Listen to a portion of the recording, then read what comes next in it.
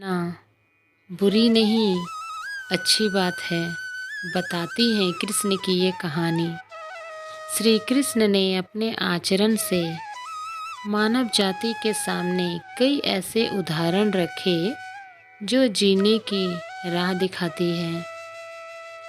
यह है कृष्ण के रणछोड़ बनने की कहानी। भगवान श्री कृष्ण का जन्म कंस का वध कर समस्त पृथ्वी लोक को उसके अत्याचारों से मुक्त कराने हेतु हुआ था।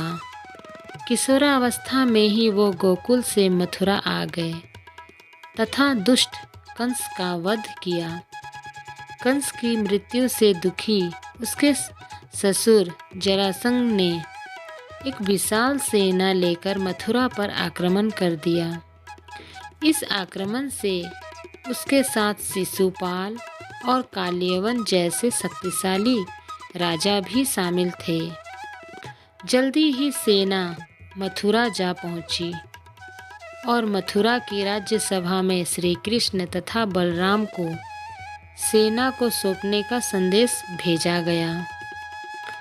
इस युद्ध को टालने तथा मथुरा के निर्दोष नागरिकों को बचाने के लिए श्री कृष्ण ने रातों रात वहां से सैकड़ों किलोमीटर दूर समुद्र में एक नई नगरी द्वारका का निर्माण करवाया।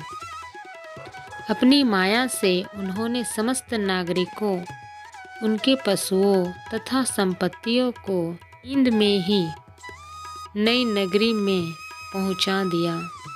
अगले दिन सूर्योदय के समय कृष्ण तथा बलराम जरासंध की सेना के सामने जा पहुँचे और उसे लड़ने के लिए चुनौती दी। जैसे ही जरासंध और दूसरे राजाओं ने श्री कृष्ण को मारने के लिए शस्त्र उठाए, दोनों भाई भागने लगे। उन भाइयों के पीछे जरासंध तथा कालियवन जैसे राजा भी भागने लगे। कुछ ही देर में दोनों भाई बहुत आगे निकल गए और उनके पीछे केवल मात्र कालियवन रह गया। उसे देवताओं ने वरदान दिया था कि उसकी हत्या किसी अस्त्र या शस्त्र से नहीं होगी। ऐसे में वो निर्भीक था और लगातार कृष्ण का पीछा करते करते एक गुफा में पहुंचा। गुफा में राजा मुचुकुंद सो रहा था, जिन्हें इंद्रदेव ने वरदान दिया था कि जो भी उन्हें उठाएगा वह उनके देखते ही जलकर भस्म हो जाएगा। वहां पहुंचकर श्री कृष्ण ने सोए हुए मुचुकुंद पर अपना पीतांबर डाल दिया और स्वयं छिप गए। कालियवन भी वहां जा पहुंचा और सोए हुए राजा मुचुकुंद पर पीतांबर देख उन्हें ही श्री कृष्ण समझ बैठा। उसके मुचुकुंद को उठाने के लिए लात मारी, जिसके कारण उसकी निद्रा खुल गई और उनके देखते ही कालियवन वहीं पर जलकर भस्म हो गया। तत्पश्चात श्री कृष्ण ने राजा मुचुकुंद को अपने चतुर्भुज स्वरूप में दर्शन दिए और उन्हें मोक्ष पाने का वरदान दिया।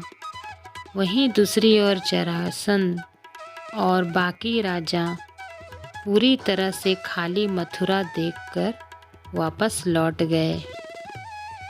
युद्ध में भागकर श्री कृष्ण ने रखा देवताओं के वरदान का मान। कृष्ण चाहते तो स्वयं ही कालियवन और अन्य अधर्मी राजाओं का वध कर सकते थे, परंतु देवताओं के दिए वरदान का मान रखने के लिए ही उन्होंने कालियवन को राजा मुचुकुंद के हाथों मरवाया।